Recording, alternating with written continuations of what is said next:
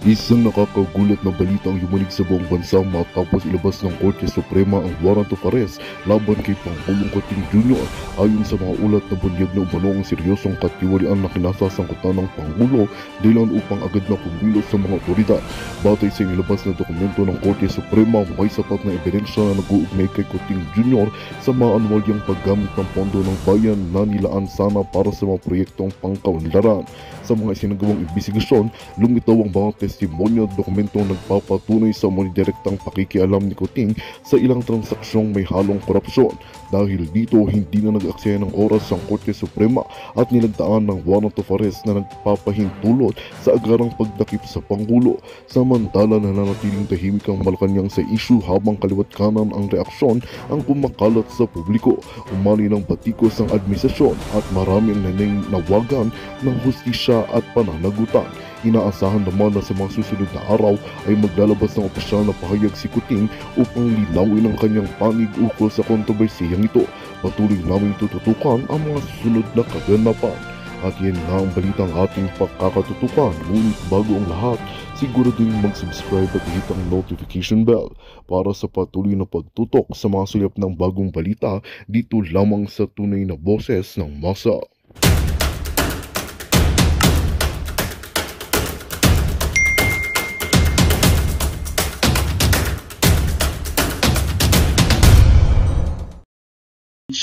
Meron pong pinapatugtog. Oh, yan yun. Yun yung composition ni Freddy Aguilar, yung ipaglalaban mo. Palagi yung tinutugtog, guys eh. Pag pumasok po, 'di ba? Pag pumasok po si Pangulong Duterte, kunwari meron siyang speech or yung entourage niya, no? Palaging ganun yung tugtog eh, yung kay Freddy Aguilar. So, ngayon po talagang emotional masyado, no? So, basahin lang po natin, guys, no? Ang sabi po dito, ito na ang pinakamalaking pagtataydor sa isang kababayan sa buong buhay ko. Okay, ulitin po natin ha, si Freddy Aguilar po mga kaibigan, he's an artist, no? Singer, kilala niyo siya yung kumanta ng Anak, at marami pa siyang composition. Isa po siyang OPM legend, no? Talagang grabe, magaling talaga to si Freddy Aguilar. So, sa tanging buhay niya, guys, ang sabi niya, ito yung pinakamalaking pagtataydor sa isang kababayan sa buong buhay ko. Yan ang sinabi niya, guys. Lahat na naging presidente ng Pilipinas, nasaksihan ko ang kanilang pagpapatakbo. Pero, ito na po ang pinakamalaking traidor na pangyayari sa isang presidente. Kahit tapos na ang termino ng isang presidente, dapat pa ring igalang ang kanyang naging pwesto dahil naging presidente siya ng Pilipinas. Bukod pa doon, isa si FPRD na napaka-popular na presidente na nasaksihan ko sa buong buhay ko. Siya ang pinakamamahal. Siya ang pinakamamahal, sabi niyang ganun. Sabi po ni Freddy Aguilar po mga kaibigan. Alam niyo guys, buti pa itong si Freddy Aguilar. Talagang nagbigay po siya ng nagbigay po siya ng talagang tapat na sincere na na statement mga kaibigan. Na gusto niyang sabihin guys na dapat po nating igalang. Kahit po sabihin natin, kahit po sabihin natin guys, maraming galit sa kanya. Kasi nahahati na ang Pilipino eh. May galit sa kanya, may hindi. Pero dapat igalang pa rin natin. Diba? Kasi matanda na po si Tatay Digong. 80 na po siya ngayong March. Ano ba naman yung ipakita nyo na respetuhin nyo naman sana? Diba? Alam natin na galit kayo kay Tatay Digong, galit kayo kay FPRD. Pero dapat magbigay naman kayo ng respeto. Diba? Hindi nyo ba pwedeng ibigay yun sa isang Pilipino? May mga artista po ngayon na nagko-comment, kung ano-ano mga kino-comment. Buti pa itong si Freddy Aguilar, talagang na-recognize niya po guys ang isang Duterte, no? Na, di ba?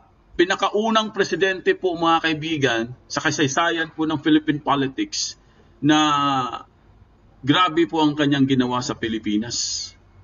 Talagang nabago po tayong lahat, guys. Pero bakit po hindi nila nakikita yon? So ito po, no, pakinggan lang po natin, guys, no, si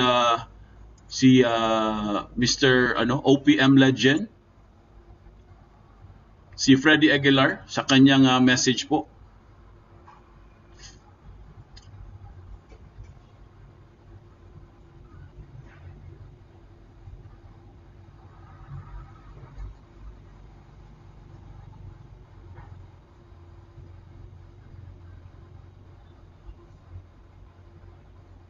Wait lang guys palaging nawawala yung mga message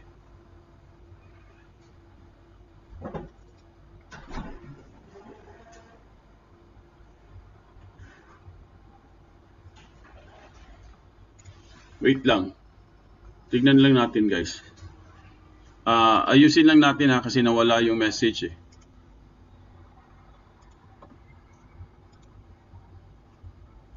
Teka lang guys ayusin lang po natin. Saglit lang po.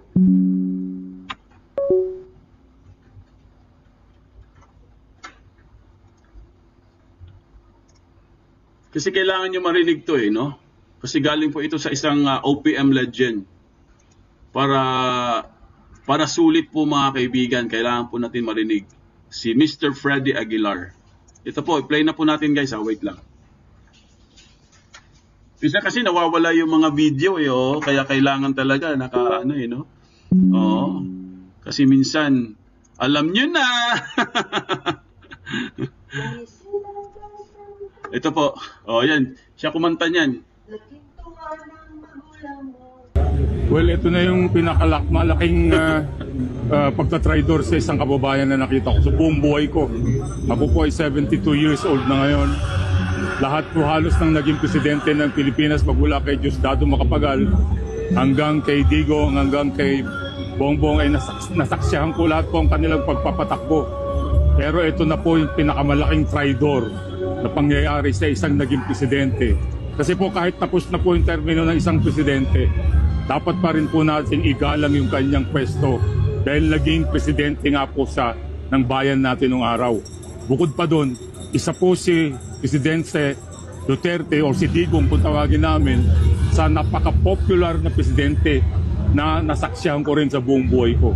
Siya na po yung pinakamahal at minahal ng mga Pilipinong naging presidente. Ayan po mga kaibigan ito po update lang po tayo guys Yan po yung motorcade kanina guys. Ikita ko sa inyo sa may Quezon Avenue po.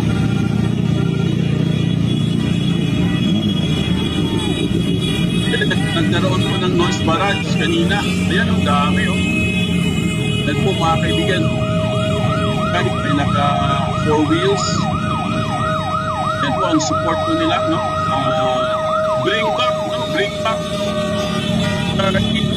back po. Yan po. Mga supporters po yan guys. Dami niya Iba dyan, yung iba dyan, naka-white t-shirt. Yan po. So, ang dami yan guys. Napakahabang, napakahabang motorcade. Papunta po yan sa Liwasang Bonifacio. Yan po ang update natin. Ayan po ang kaganapan yan. Ang hali po guys, mga 3 siguro, mga 3 p.m. Yan po. Tingnan nyo naman at marami. Siyempre, may mga dumadaan-daan dyan kasi po, ito sa Quezon Avenue yung iba dyan, mga motor lang guys. Tapos meron din mga 4 wheels, yung may mga banner. Kaya kung naglagay sila ng banner guys, para ma-identify po sila. Tapos isa po sila sa ating mahal na Pangulong Duterte po mga kaibigan. Ito po, updates na tayo guys para naman makita nyo kung ano po nangyayari ngayon Ito po. Ibalik nyo rito si Duterte. Yan ang panawagan ng mga taga-Cabanatuan sa kanilang pakikiisa sa nationwide rally para kay dating Pangulong Rodrigo Duterte. Illegal siyang inaresto at idinala sa Netherlands nang walang pahintulot para maiharap sa ICC. Maki-update tayo sa mga kaganapan sa Cabanatuan live mula kay Margot Gonzalez. Magandang gabi, Margot.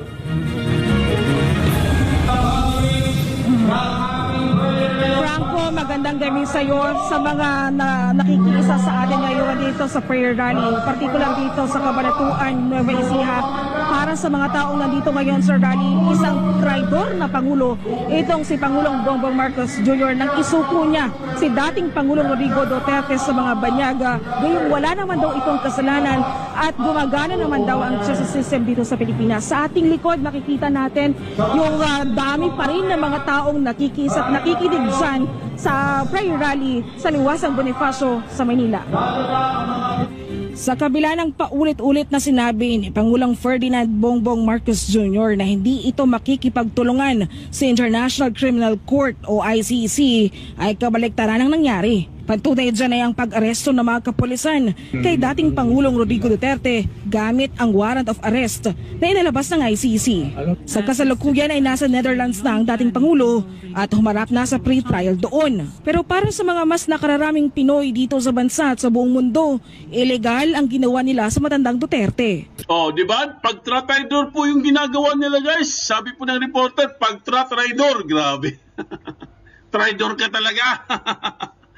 Ay, may nag-comment pala dito, basahin lang po natin, guys, no? Sino ba yon? Si Felma Prado, sabi niya, kasi si Megan Aguilar na biktima ng droga, kaya ganyan si Fred. Oo, tama po. Alam po na biktima yung anak niya sa droga, guys . Di ba, no?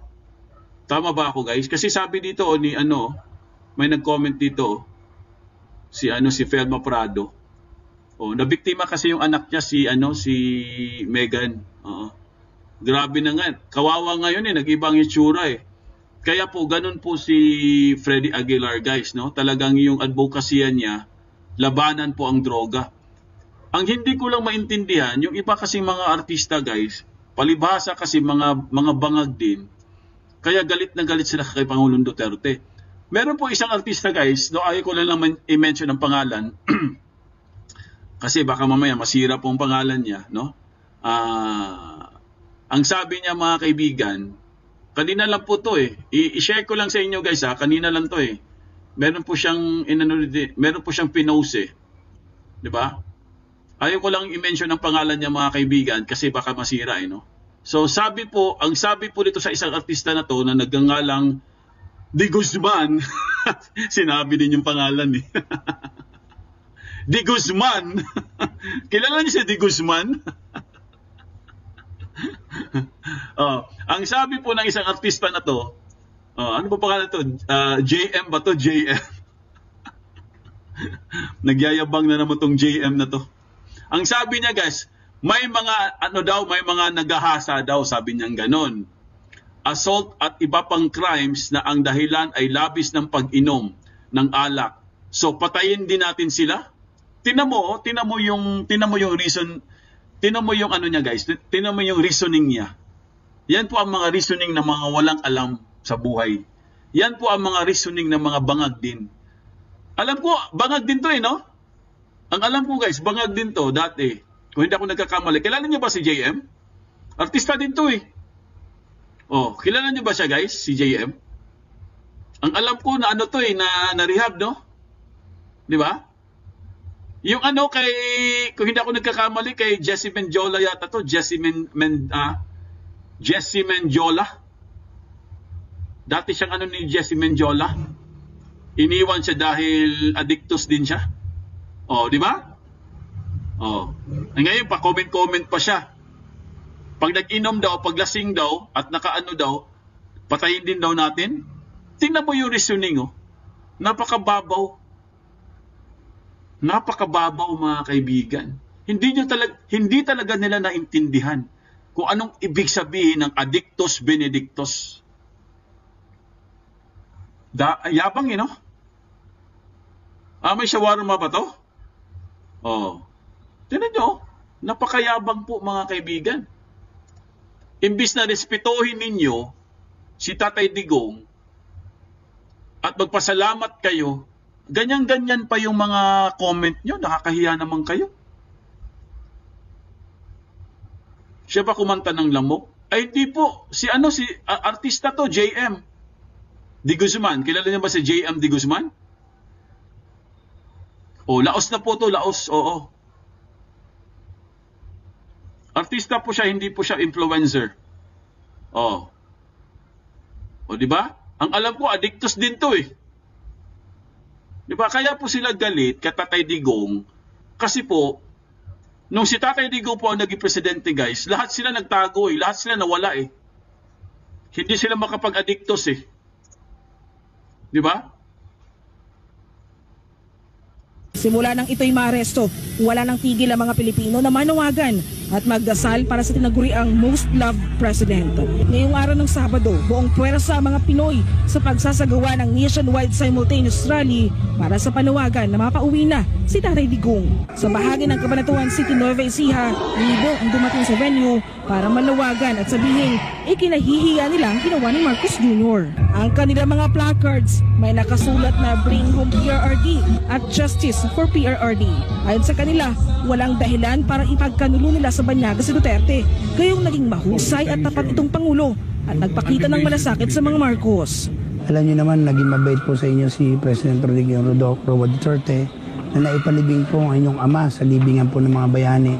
At kung hindi po ako nagkakamali, may napanood din po ako na interview sa inyo na hindi po kayo papayag na papa-under din po tayo sa ICC.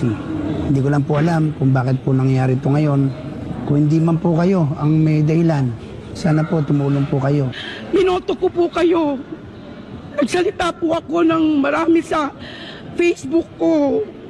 Pero, Sir President, hindi po tama na kapwa Pilipino ang gawa ng gano'n ang ating former President. Sana po makinig po kayo sa taong bayan. Masama mang sabihin, masakit po ang loob ko sa inyo, sa ginawa ninyo, para po kayong hindi Pilipino. President BBM, hindi po maganda ang iyang ginagawa. Kasi siya, presidente, alam niya po ang ating democratic na makatayo tayo sa sariling bansa. Kasi may batas man tayo na sarili. Ba't doon pa sa ibang bansa si Duterte dadalhin? Nakakaya kasi sa buong mundo eh. Kasi ang nangyari, pinagkanulo mo yung kapwa Pilipino mo sa dayuhan. Samantala nung unang yung mga bayani natin, di alam kung paano sila magsakripisyo dahil para sa mga Pilipino, para doon sa kalayaan. Tapos, mismo presidente pa ng Pilipinas, yung marami na naitulong, yung maraming nagawa, yung pa yung... Oh, may troll na naman. Oh. Sabi niya, tigilan ang panggugulo ng mga DDS. Oh, tinan mo yung mga troll na yan. Oh. Tigilan daw mga panggugulo ng mga DDS. Tinan nyo, oh. Sino pa ang nanggugulo? DDS ba ang nanggugulo? Di ba? Tinan nyo, oh. May nag-comment na troll. Oh. Tigilan daw ang panggugulo ng mga DDS. Ewan ko kung anong utak meron kayo. Mga makikitid talaga ang mga utak ninyo. Bakit ang DDS yun ang gugulo? Sino ba ang traidor? Di ba? Sino ba ang traidor? DDS ba? Tapos sasabihin pa, tigilan nyo na ang mga panggugulo, mga DDS. DDS pa ngayon ang gugulo? Sus, grabe talaga mga ano ngayon. Sa bagay, troll nga, no? Oh, kaya nga tawag sa kanila troll eh. Kasi bayad sila. Dito sila kumikita sa atin. Well, ganun talaga ang buhay. Pero ang sa akin lang guys, no? Itong mga troll na to, dapat magbago na rin itong mga to eh. Di ba? Kasi balang araw, kamong mga buang mga troll, ha? Namo. Oh, murahin natin yung mga troll, mga namo. Balang araw, ha? Balang araw. Ako, knock on wood, no? Simba ko palayo ba, no? Pura usog. Sana hindi kayo mabiktima, ha? Kayong mga walang hiyang mga troll, mga basher, no? Sana hindi kayo sana lang palayo. Simba ko hindi kayo mabiktima sa mga buang na mga bangag. Sana lang. Mga namo. Mga namo. Mga animal yung mga troll eh. Diba? Sila lang, alam mo yung mga troll na sila lang yan eh. Oh, sila lang yan. Hindi kasi nila matanggap eh. Hindi nila matanggap na ang mga Duterte po mahal na mga Pilipino. Hanggang ngayon hindi pa rin nila matanggap. Pinagkanulo pa sa sa ibang banyaga. Meron naman tayong protocol dito eh.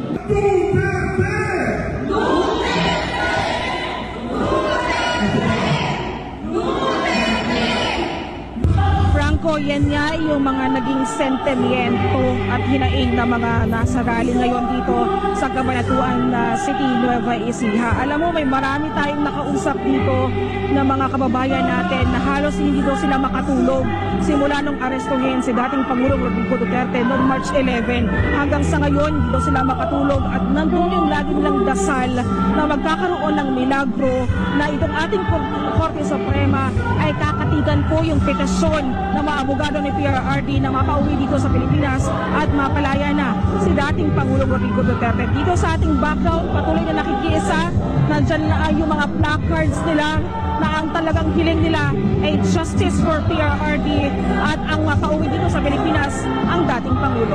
Ayan po mga kaibigan, updates po natin guys, no? Justice for FPRRD. Kasi wala talagang hustisya eh. 'Di ba? Hindi nila ginampanan ang kanilang trabaho, no. Hindi nila ginawa ang due process. Wala po talagang hustisya ang nangyari. Tignan lang natin sa mga susunod na araw, no, sa mga susunod na yung mga next na mga magaganap pa, no, ang mga development sa kaso, tignan lang natin. Ganun talaga pag may Judas, 'di ba? Pag andyan si Judas, Judas, Hestas, Barabas. Daming Judas eh. 'Di ba? Ang daming Judas. 'Di ba? Yan ang masaklap eh. Yan po ang masaklap na katotohanan eh. Marami talagang Judas eh. 'Di ba? So po mga kaibigan, no, punta na po tayo sa ibang balita guys, no. Speaking of traitor, no. Sinasabi po natin itong traitor eh. Napaka-traitor po nila mga kaibigan. Ito po, ipakita ko na sa inyo guys. Ipakita ko na sa inyo itong biglaang pag-appoint or ano ba tawag dito? Appointed ba siya or ano ba? Itong si Justice Leonin po mga kaibigan. Nagulat po ang lahat guys sa nangyari. Anong ginawa ni Bangag? Bakit po bigla itong na-appoint, no, sa ICC? Hinayupak mga kaibigan. Ito po, pakita ko lang sa inyo ha. Ayan o. Ito na po mga kaibigan o. Republic of the Philippines, Supreme Court, Manila. Ayan po. Adjudication of cases. O, ayan o, basahin natin ha. So, ang ibig sabihin ng adjudication of cases, kung sa Tagalog pa, paghatol. Paghatol mga kaibigan. Isa siya sa maghahatol. Okay? Yan ang pagkakaintindi ng no. Yan ang translation niya. Designation of Senior Associate Justice Marvic MBF Leonin as Acting Chief Justice. Acting daw mga kaibigan. Acting daw as Chief Justice. Ito, basahin po natin ha. In view of the travel on official business of the undersigned from March 12 to 17, 2025 to The Hague, Netherlands, as head of the court's delegation to attend and participate in the signing ceremony of terms of reference with the Hague Academy of International Law. Senior Associate Justice Mario Victor Leonin is hereby designated as Acting Chief Justice. Designated pala siya guys ha. Designated po siya as Acting Chief Justice. Hanep. With authority to exercise the powers and the prerogatives and pertaining to the position of Chief Justice effective March 12, 2025 until the undersigned reports back to work. Grabe mga kaibigan. Ito po ha, konfirmado po yan ha.